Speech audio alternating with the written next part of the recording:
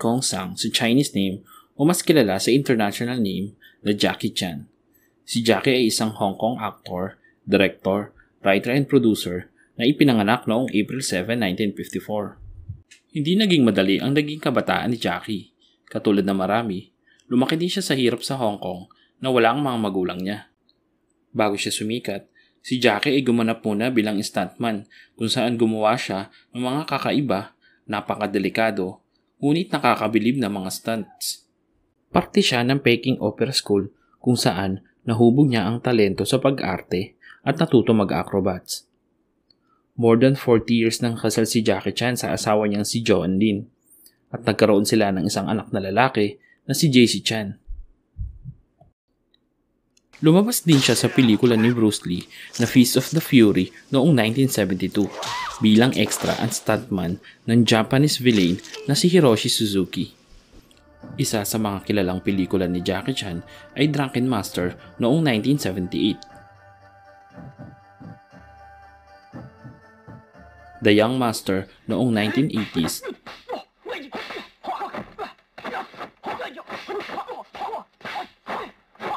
at The Fearless Hyena na talaga namang naging box office success noong 1984. Dahil sa kanyang aking talento, nagawa niya pagsamahin ng estilo ng dangerous stunts na may halong pagpapatawa na niyakap at hinangaan na maraming manonood.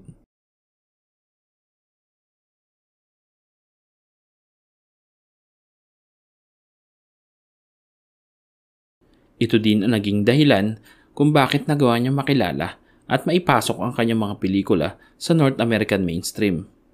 Hindi naging madali ang pagpasok ni Jackie sa mainstream dahil madami siya naging kakumpetensya sa loob ng American movie industry. Naging pangarap ni Jackie na maging American superstar noong nagsisimula pa lamang siya at halos umabot ng 10 taon nang magkatotoo ito nung nagawa niya ang movie niyang Rumble in the Bronx noong 1995. Nasundan pa ito ng Rush Hour na movie kasama si Chris Tucker noong 2010.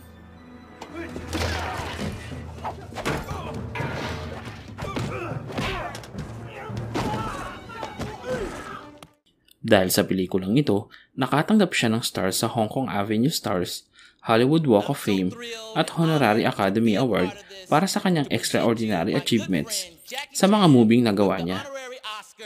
Ladies and gentlemen, give it up for Jackie Chan!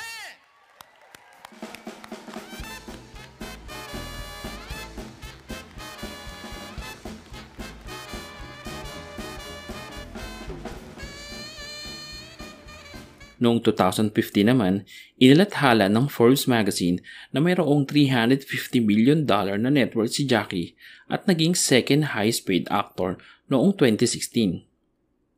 Kilala din siya bilang isang philanthropist dahil sa pagtulong at pagbibigay ng donations sa iba't ibang charities. Alam mo ba na si Jackie ang may hawak ng Guinness World Record na para sa isang aktor na nakagawa ng napakadaming stunts sa lahat ng movies niya at binansagang most influential action star of all time? Pero gaya ng ordinaryong mga lalaki, nakagawa din si Jackie ng mga bagay na hindi niya ikinaproud. Nagkaroon si Jackie ng extramarital affair kay Elaine Nang Jinlei noong 1999 at nagkaroon pa ng anak na babae na si Etta Nang Chok na isinilang naman sa kaparehong taon. Nagdulot din ito ng matinding kontrobersiya sa aktor dahil kasi noong nagdalaga ito, ipinagtapat nito sa publiko na siya ay parte ng LGBTQ at isiniwalat din ng dalaga na hindi siya tanggap ng ama dahil sa kasarian nito. Lumabas pa sa mga news na mismong anak ni Jackie Chan ang nagsiwalat na hindi nagsusustento sa kanya ang ama, na nagdulot kung bakit siya at ang kanyang girlfriend ay homeless noong panahon na iyon. Hi, I'm Jackie Chan's daughter, and this is my girlfriend Andy. We've been homeless for a month due to homophobic parents. We pretty much slept under a bridge and other things, you know.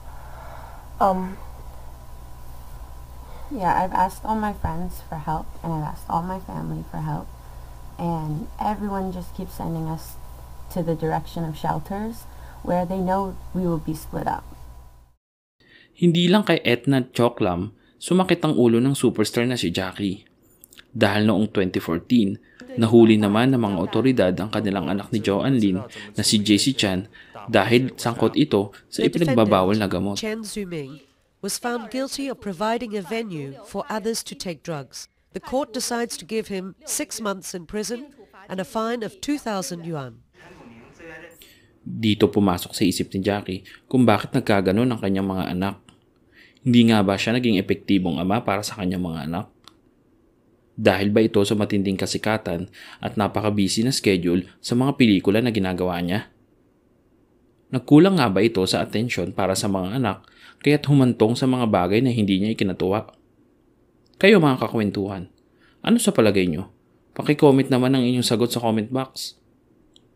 Mag-like and subscribe na din sa channel na ito para sa mga interesting na kwento kagaya nito. Dahil nga sa illegal na gawain ng anak, nabilanggo ito ng 6 na buwan.